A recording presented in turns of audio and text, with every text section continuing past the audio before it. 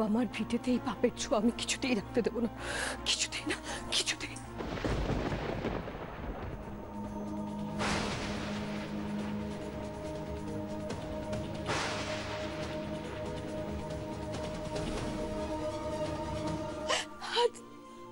তোর কলঙ্কে তোর সব বোনেদের গায়ে তুই দাগ লাগিয়েছিস, তোর ক্ষমা নেই।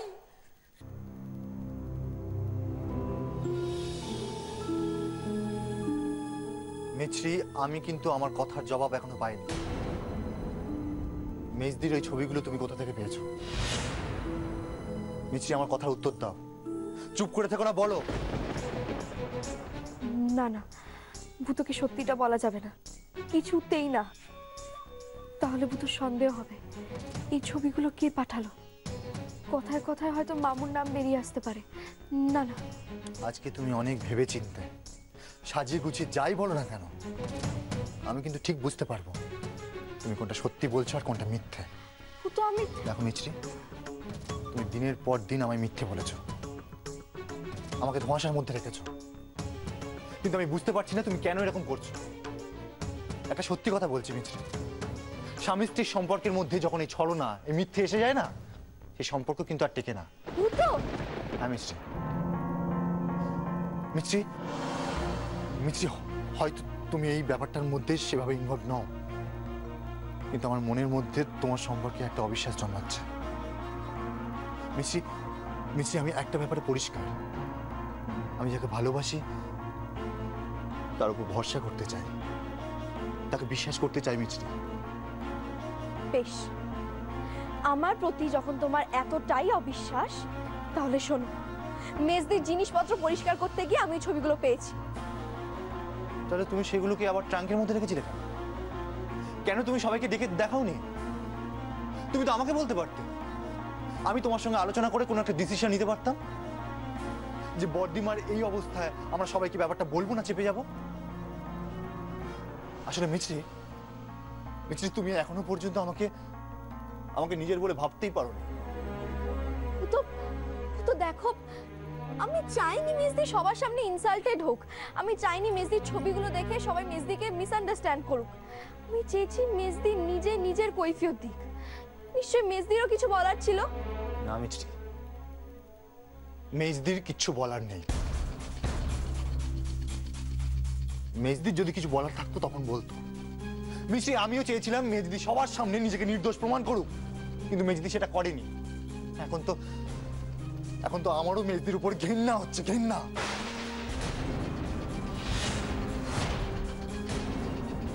মেজদিকে নিজের দিদি বলতে ঘেন্না করছে। তো কারুর সম্বন্ধে কিছু না জেনে শুনে কোনোদিনও কমেন্ট করবে না, আমিও তো তোমার মতো। চুপ কর মিছরি, চুপ কর। আমি তোমার মুখ থেকে মেজদির সম্পর্কে আর একটাও কথা শুনতে চাই না। দেখো তো, মেজদি যদি অন্য কোনো পরিস্থিতিতে পড়ে তাহলে? তুমি এখন এই ঘর থেকে যাও,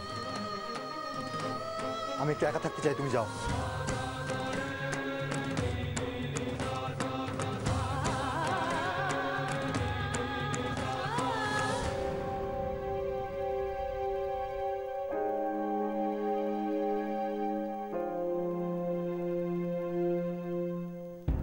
এসব অশান্তি শুরু হয়েছে সেই দিন যেদিন মিছরি ছবির খামটা নিয়ে নিল আমার হাত থেকে।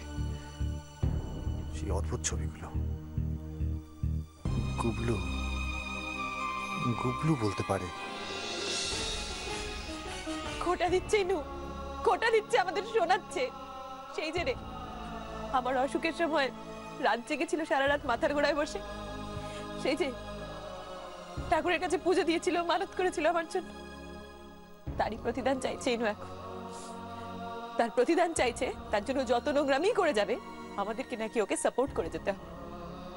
তুই একবার ভাব শেস্তি, আমাকে বলছে কি যে আমি যখন বিয়ে করে চলে গিয়েছিলাম তখন আমার বিয়েটাকে ওই একমাত্র সাপোর্ট করেছিল। ও তার মানে তুই এটা মনে রেখে দিয়েছিস যে একদিন এর বিনিময়ে তোর নোংরামিটাকে আমাকে সাপোর্ট করতে হবে। নারিন, আসল কথা কি জানিস, পাগল হয়ে গেছে মেয়েটা, পাগল হয়ে গেছে, একেবারে পাগল হয়ে গেছে। এখন কি করবে, কি বলবে ভালো সাজার জন্য কিছু তো বুঝে উঠতে পারছে না। যা মুখে আসছে তাই বলে যাচ্ছে। তুই ভাবি না, আরে আমাদের বাড়ির মেয়ে হয়ে ওটা কি নোংরা খারাপ পথে। একটা মানুষ কতটা নিচে নামলে এই কাজটা করতে পারে। সেজি বললি তোরা তাড়াতাড়ি নিচে চল। কেন কেন কি হয়েছিল বাবু? মেজদি খুব কাঁদছে রে, রাধা মাধবের কাছে মাথা ঢুকছে। এসব কথা আমাদেরকে বলতে এসেছিস কেন? যা চলে যা। সেজদি তোরা কি সত্যি সত্যি আর মেজদির সঙ্গে কোনোদিনও কথা বলবি না? কি হলো, চুপ করে আছিস কেন বল? ওকে কি আর কোনোদিনও এ বাড়িতে থাকতে দিবি না? ও কার কাছে যাবে, কার সঙ্গে থাকবে? একবারও ভেবে দেখেছিস তোরা? চুপ করে আছিস কেন বলতে? বল, আমাদের ছাড়া ওর আর কে আছে তুই বল না। আমি খুব ভালোবাসি, খুব ভালোবাসি। তোরাও তো ভালোবাসিস, তাহলে এরকম কেন করছিস? এই শেষে বল না বললি, আমার খুব কষ্ট হচ্ছে বললি।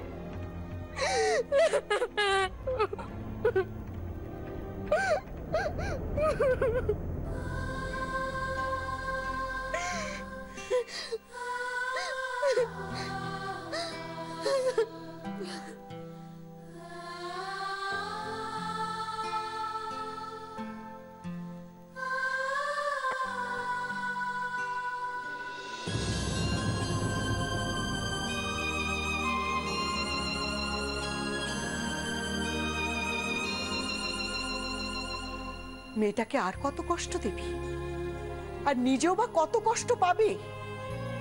তার থেকে তুই ওকে ডেকে এনে শাস্তি দে না, কিন্তু মেয়েটাকে এভাবে দূরে ঠেলে দিস না, দূরে ঠেলে। মেয়েটার কান্না দেখে পাথরও গলে যাবে রে, তাও তোর মন গলছে না? ওর সম্পর্কে আমি কারোর কাছে কোনো কথা শুনতে চাইছি না জেঠি। ওকে আমি আমার মন থেকে মুছে ফেলতে চাই একেবারে। রক্তের সম্পর্ক কি অত সহজে মুছে ফেলা যায় রে সাবু? যায় না, মুছে ফেলা যায় না। লক্ষ্মী মা আমার কথাটা শোন, দেখ একটু মাথা ঠান্ডা করে ভাব। মাথা গরম করে কোনো কাজ হয় না। মানুষের জীবনে সব সময় এক সময় থাকে না রে। ওর হয়তো সেরকমই কিছু হয়েছিল, হয়তো বুঝতে পারিনি কাজটা কতখানি ভুল, কতখানি অন্যায়। না বুঝে করে ফেলেছে না? হ্যাঁ, ও বাচ্চা ছেলে মানুষ। ছোটরাই কি সব সময় ভুল করে রে? পানি যখন তোমার পায়ে পড়েছি, তুমি আর এ নিয়ে কোনো কথা আমায় বলো না, আমার শুনতে ভালো লাগছে না। তুই এত নিষ্ঠুর কি করে হলি? কি করে হলি এত নিষ্ঠুর? তুই তো তেমনটা নোস। আরে মানুষ মাত্রই তো ভুল করে। এই মাত্র আমি দেখে এলাম মন্দিরের রাধা মাধবের সামনে এটা কাঁদছে আর কিভাবে মাথা ঠুকছে।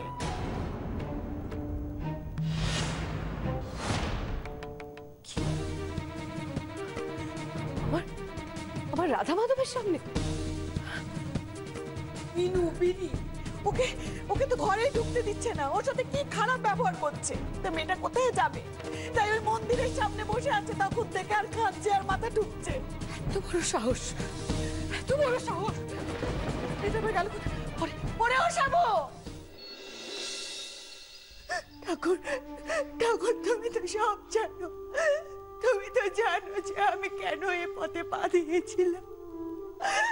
তাহলে তুমি বলো না আমি এখন কি করব? কি করব? আমি চুপ করব?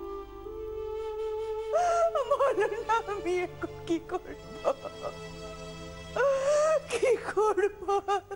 কি করব? কি করব? বেরিয়ে আয়, বেরিয়ে আয় আমার মন্দির থেকে, বেরিয়ে আয়, বেরিয়ে আয়, বেরিয়ে আয়। দিদি লাগছে আমার। কোন সাহসে, কোন সাহসে আমার মন্দিরে ঢুকেছিস তুই? আমার রাধা গোবিন্দর মন্দির অপবিত্র করার অধিকার কে দিয়েছে তোকে? তুমি বিশ্বাস করো, বিশ্বাস করো।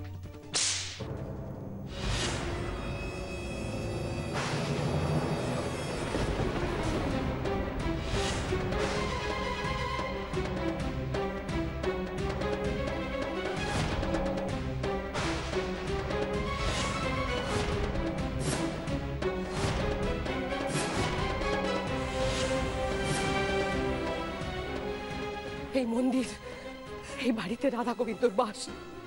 তোর মতো একটা নোংরা মেয়ের এখানে থাকার কোনো অধিকার নেই, বুঝেছিস? আমি প্রথমে ভেবেছিলাম এটা আমাদের বাবা মার বাড়ি, এখানে থাকার অধিকার তোর আছে। ভুল ভেবেছি। এখন দেখছি সেই অধিকারও তুই হারিয়েছিস। বাবা মা যদি বেঁচে থাকতেন তারাও একই কাজ করতেন। তারা কোনোদিনও তোর মুখ দর্শন করতে চাইতেন না। এখানে আমি যদি তোকে থাকতে দিই, আমাকে জবাবদিহি করতে হবে। আমার বাবা মার কাছে, আমার রাধা গোবিন্দর কাছে আমাকে জবাবদিহি করতে হবে, বুঝেছিস? বেরিয়ে যা, বেরিয়ে যা এই বাড়ি থেকে, বেরিয়ে যা তুই। না না দিদি, না দিদি, আমি না আমাদের জানি। আমি আর এটা নিয়ে একটা কথাও বলতে চাই না। তুই নিজে বেরোবি কি আমাকে টেনে বার করে দিতে হবে? ওঠ, বেরিয়ে যা। দাঁড়াও বর্দিমা।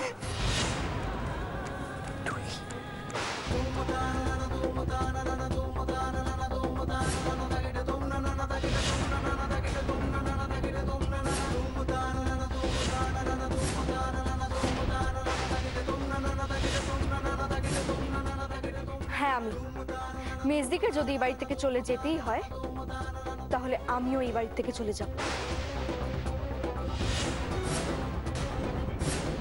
কি হলো বর্দিমা, থেমে গেলে কেন? তারাও মেজদিকে? মায়ের চেয়ে মাসির দরদ বেশি। শোনো মিত্রি, এ বাড়িতে ভালো মন্দ যা কিছু হোক, সবকিছু সিদ্ধান্ত নেওয়ার অধিকার একমাত্র একজনেরই আছে, আর সে হলো বর্দিমা। তুমি কেন এর মধ্যে নাক গলাচ্ছ? তুই এখনো বুঝতে পারছিস না ইনি যে ও কেন নাক গলাচ্ছে?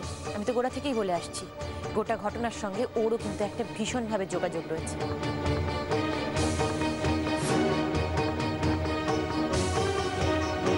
সে তো আছে, না হলে এই নোংরা ছবিগুলো লুকিয়ে রাখবে কেন? তোমরা আমায় যা খুশি তাই ভাবতে পারো, তোমাদের ভাবনার উপর তো আমার কোনো হাত নেই, বা আমি কোনো কথাও বলতে পারবো না।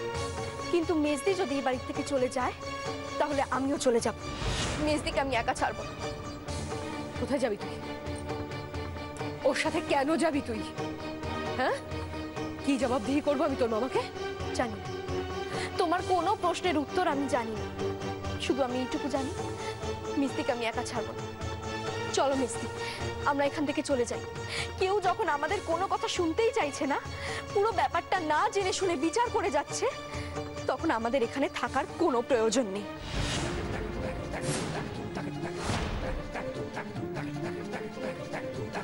চলো মিস্তি, আমরা এখান থেকে চলে যাই।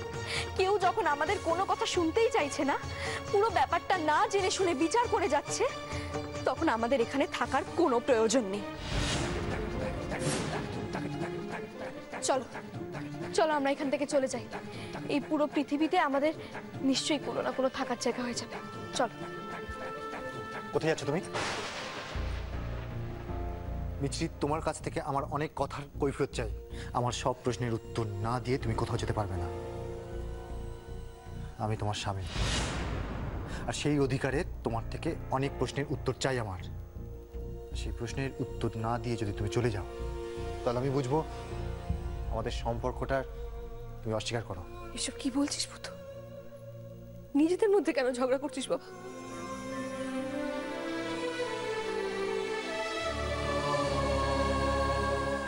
যার জন্য এই সংসারে নোংরা ঢুকেছে, সে যতক্ষণ না পর্যন্ত এ বাড়ির বাইরে চলে যাচ্ছে, এ বাড়িতে শান্তি ফিরবে না।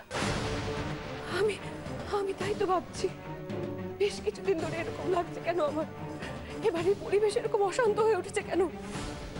তখন বুঝতে পারিনি, আজ আজ বুঝতে পেরেছি। ব্যভিচার ঢুকেছে বাড়িতে। আমার রাধা মাধবের এখানে থাকতে কষ্ট হচ্ছে।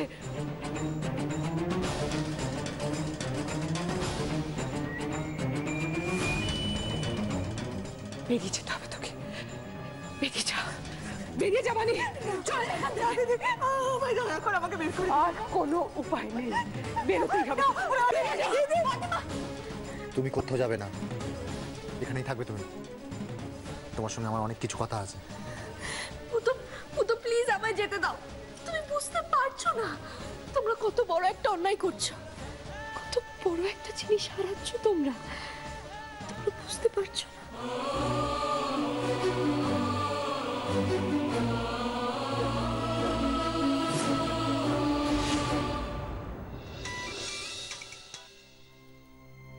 Good morning sir.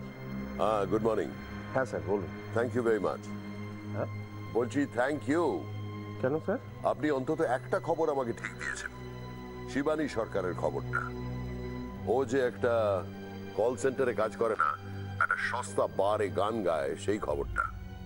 এই খবরটা সর্বাণীর কানে পৌঁছানোর দরকার ছিল। হ্যাঁ স্যার, অ্যাকচুয়ালি ডাক্তারের ব্যাপারটা আমার একটু ভুল হয়ে গেছিল, আমার আরেকটু সজাগ থাকা উচিত ছিল। আমি তো সর্বাণীকে চিনি, ও বোনেদের নিয়ে ভীষণ গর্ববোধ করে, আর করাটাই স্বাভাবিক, কারণ ছোটবেলার থেকে ও ভীষণ কষ্ট করে ওদের মানুষ করেছে। কিন্তু আলটিমেটলি যখন সর্বাণী জানতে পারবে যে ওর বোনেরা ঠিক ওর শিক্ষায় মানুষ হয়নি, তখন এই ব্যাপারটা ওকে নাড়িয়ে দেবে। তা তো দেবেই স্যার। এবং আমার ধারণা সর্বাণী যে ধরনের মহিলা এবং যে শিক্ষায় ও মূল্যবোধের মধ্যে সে বড় হয়ে উঠেছে, এই ঘটনার পরে শিবানীকে সে আর নিজের বাড়িতে রাখতে চাইবে না।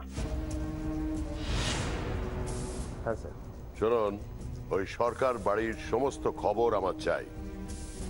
এই ঘটনাটা জানার পর সর্বাণী শিবানীর সঙ্গে কিরকম ব্যবহার করছে, শিবানীর সঙ্গে বাকি ভাই বোনেদের কিরকম সম্পর্ক দাঁড়ালো, তারা কি বলছে, এবং সর্বাণী কি শিবানীকে বাড়ি থেকে বের করে দিল নাকি শিবানী নিজেই বেরিয়ে চলে গেল, এই সমস্ত খবর ইন ডিটেল আমার চাই, বুঝেছেন? পেয়ে যাবেন। ওকে, যেটা বললাম সেটা মাথায় রাখবেন। Okay sir.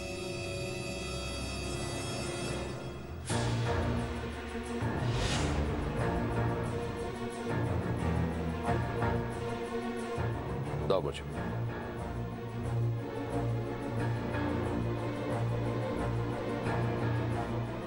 জয়ন্ত,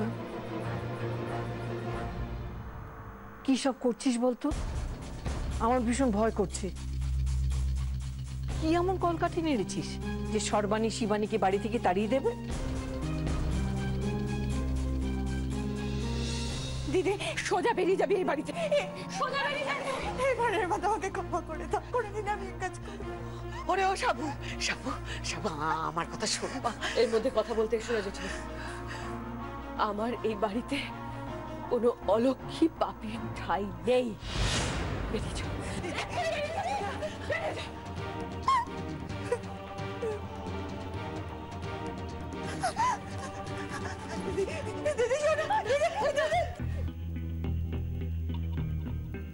জয়ন্ত, তোকে যত দেখছি ততই অবাক হয়ে যাচ্ছে।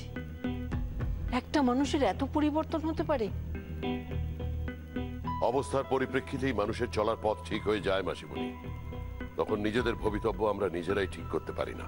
জয়ন্ত, প্রমাণ করে দেব, আমি সর্বাণীকে প্রমাণ করে দেব তার একটা ভাই বোনও মানুষ হয়নি।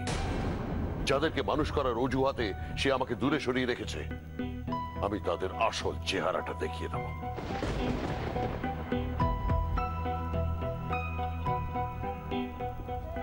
তুই শুধু একজনকে দেখি বুঝে গেলি যে ওরা মানুষ হয়নি? আমি তো ওদের সেই ছোটবেলা থেকে দেখছি। আমার তো প্রত্যেককে বেশ ভদ্র, সভ্য আর বিনয়ী মনে হয়েছে। তুমি তো শিবানীকেও ছোটবেলা থেকে দেখেছো মাসিমণি, তুমি বুঝতে পেরেছিলে, আমিও পারিনি, কিন্তু আজ বুঝেছি। সর্বাণীরও সেটা বোঝা উচিত।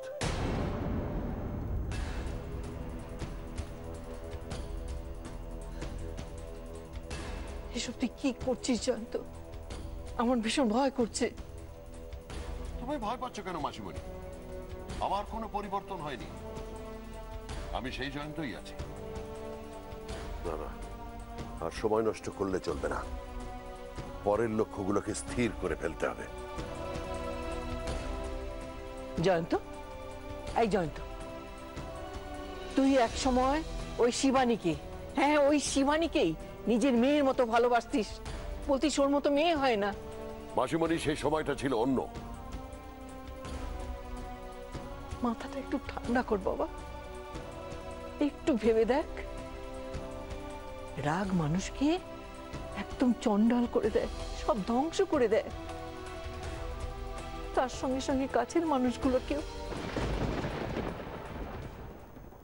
দিদি, দিদি, যা, চলে যা, যেখানে খুশি চলে যা, নিজের ইচ্ছা মতো যেমন খুশি জীবন কাটা। এই সংসার থেকে আজ তোকে আমি মুক্তি দিলাম বানি। কোনোদিন আর এই সংসারে তুই ফিরে আসবি না। আমরা সবাই চেষ্টা করবো তোকে বলে যেতে। দিদি, তোমরা আমাকে ভুলে যাবে? ভুলেছি,